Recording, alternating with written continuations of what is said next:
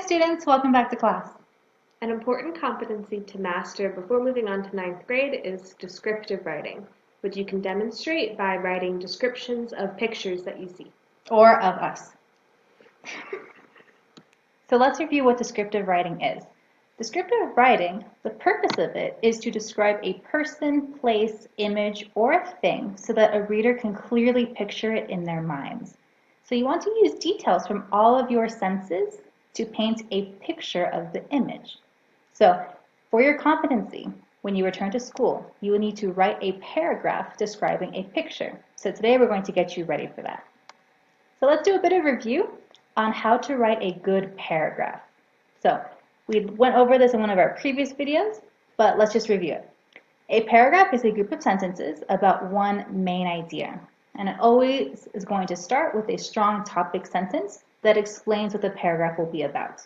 So in this paragraph, your topic sentence should say what you are describing. So descriptive writing, you have to say what you are going to be describing.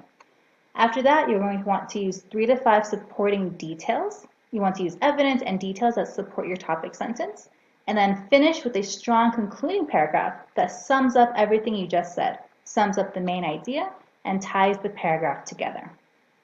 Good descriptive writing includes a lot of imagery. And what imagery is, it's descriptive language that appeals to the 5 senses. So think back to your science class or wherever you learned about the 5 senses. They are sight, sound, touch, taste, and smell. So when you're talking about sight in descriptive writing, you're appealing to the question, what do you see? So you want to use vivid language like colors and shapes to paint a picture. With sound, what do you hear? With touch, how does something feel? Is it soft? Is it slimy? For taste, what does something taste like? Bitter, sweet? And then for smell, what does something smell like? Is it like, or is it like flowers? So here are some examples of imagery to kind of get a picture in your head of what kind of language you can use. So read these sentences and then think about the imagery or the images in your head that you get from these sentences. For example, sight. The sun was a bright golden yellow in the sky and shone down brightly. From this sentence, you know the color of the sky, you know that it's shining down brightly, so you can almost kind of feel it, right? You can almost kind of feel that it's a little bit hot. Let's look at touch. The kitten's fur is so soft it feels like petting a fluffy cloud. Now, I don't think we've ever petted a cloud, but when they look fluffy, they kind of look soft, right? So this kitten, it's kind of like touching a cloud. It's so fluffy and soft. Okay, now we're going to practice identifying imagery in excerpts from a book. So these are all passages from the book Holes, which some of you have read. So when you're ready, pause the video, read through these 5 passages, and try to pick out which ones include examples of imagery. As you do, try to think to yourself, what type of imagery is being used? What senses are being appealed to? What image are you getting in your head of what's being described? Okay, so pause the video now, read through these, pick out the ones that have imagery, and then restart the video when you're ready to see the answers. Okay, so the red ones have examples of imagery. The first passage has imagery. It has descriptions of what can be seen in the image. We know there's a hammock stretched between 2 trees and a log cabin. So you can kind of get an image in your head of what the scene looks like.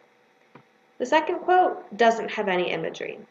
It's talking about maybe the theme of the story or lesson, but it's not appealing to any of your senses. It's not including description about what you can see, hear, touch, taste, or smell.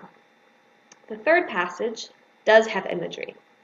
We learn what you can see in the image, fields of hay and cotton, and it's a long bus ride to nowhere, so you can tell it's pretty empty, not a lot going on. You can also get a sense of what can be felt by the characters in the scene. The hot, heavy air was almost as stifling as the handcuffs. You can get a sense of what the character's feeling in this scene and kind of feel it yourself. And the fourth passage also has an example of imagery. The last part says, his smelly and scratchy cot. So you get a sense of what it smells like and how it feels to lie in this bed. And the fifth passage does not have any imagery. talks about Stanley when he was younger and what he liked to do, but doesn't have any of that sensory description. Here's an example of what we're going to ask you to do for this competency. So here's a picture of a tiny kitten sitting on my lap. He's really cute, right? Yep.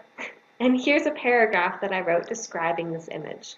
So notice the different types of imagery used.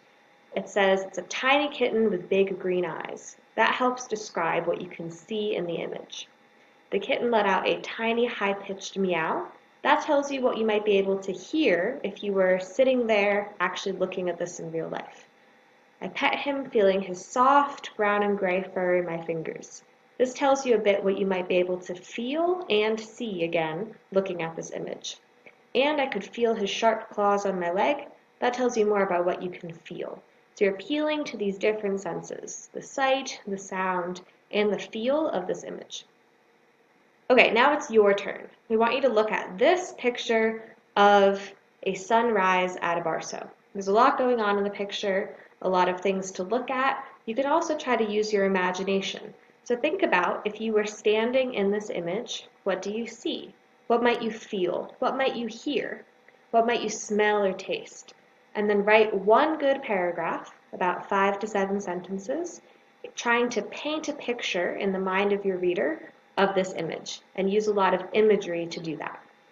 When you're done writing this paragraph, you can submit it on the Google Classroom. There'll be an assignment for this week, and then we'll read it and give you some feedback. We're really excited to see what you write.